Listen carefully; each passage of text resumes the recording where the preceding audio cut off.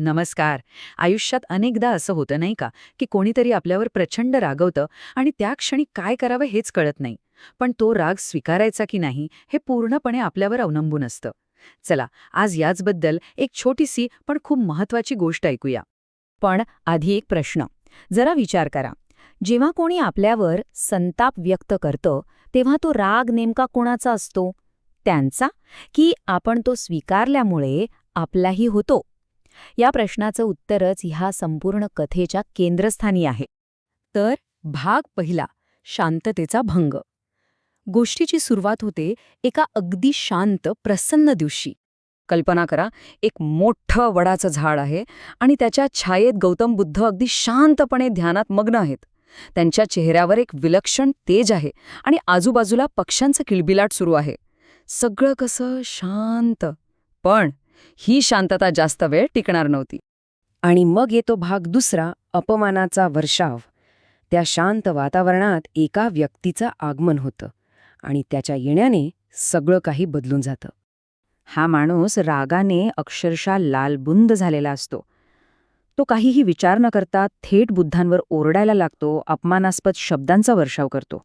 तो म्हणतो, तुम्ही लोक ढोंगी आहात, फक्त लोकांना फसवण्याचं काम करताय.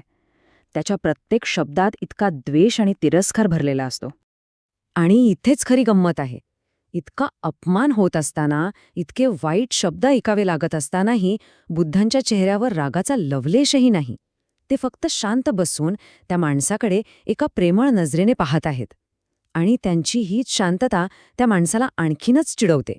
भाग तिसरा, एक अनपेक्षित प्रश्न.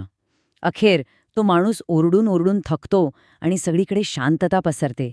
आणि याच शांततेत बुद्ध बोलायला सुरुवात करतात. राग ही अशी एक ऊर्जा आहे ना, जी खूप लवकर संपते. तो माणूस आता पूर्णपणे थकून गेलाय. त्याची सगळी शक्ती ओरडण्यातच खर्च झाली आहे. आणि आता वेळ आली आहे बुद्धांच्या प्रतिक्रियेची. बुद्ध एक अगदी साधा पण खूप खोलवर विचार करायला लावणारा प्रश्न विचारतात. ते शांतपणे म्हणतात, जर तू कोणाला एखादी भेटवस्तू दिलीस आणि त्या व्यक्तीने ती स्वीकारलीच नाही, तर मग ती भेटवस्तू कोणाकडे राहते? तो माणूस अर्थातच गोंधळतो, पण उत्तर तर अगदी सोपं आहे. तो म्हणतो, अरे साहजिकच आहे, जर त्याने भेट घेतली नाही तर ती माझ्याकडेच राहील ना. त्याला बिचाऱ्याला कल्पनाच नसते की या उत्तराने तो स्वतःच पुढच्या धड्याची तयारी करत आहे. आणि इथेच कथेला एक जबरदस्त वळण मिळतं.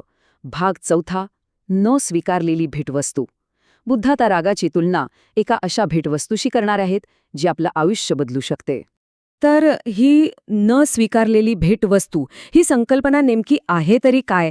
चला सोप्या भाषेत समजून घेऊया. याचा अर्थ असा की समोरच्या व्यक्तीचा राग, त्याचा अपमान या गोष्टी म्हणजे एक प्रकारची भेट आहे जी तो आपल्याला देऊ पाहतोय. आता ती स्वीकारायची की नाही ही निवड पूर्णपणे आपली आहे. आणि जर आपण ती नाकारली तर ती परत कुणाकडे जाणार? बरोबर, देणाऱ्याकडेच. बुद्धांनी जे तर्कशास्त्र वापरले ना, ते अगदी सरळ आहे. ते त्या माणसाला म्हणतात, बघ, पहिली गोष्ट, तुझा राग आणि तुझ्या शिव्या ही माझ्यासाठी एक भेट होती. दुसरी गोष्ट, मी ती स्वीकारायला नकार दिला.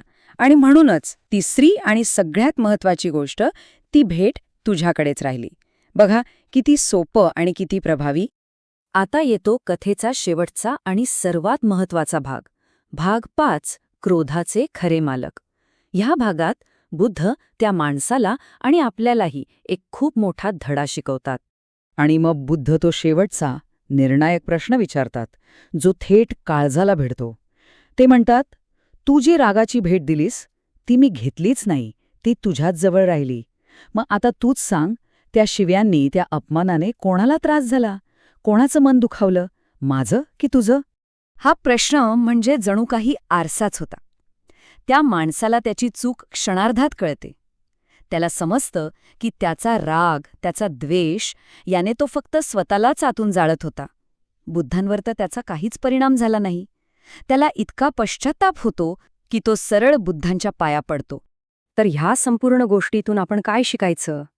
एकच गोष्ट, आपली मानसिक शांतता, आपलं पीस ऑफ माइंड हीच आपली सगळ्यात मोठी ताकद आहे. दुसऱ्या कोणीतरी देऊ केलेली रागाची भेट स्वीकारून आपली ही ताकद वाया घालवण्यात काहीच अर्थ नाही. ती भेट नाकारण्याचा अधिकार आपल्याकडे नेहमीच असतो. आणि जाता जाता एक प्रश्न जो प्रत्येकाने स्वतःला विचारायला हवा.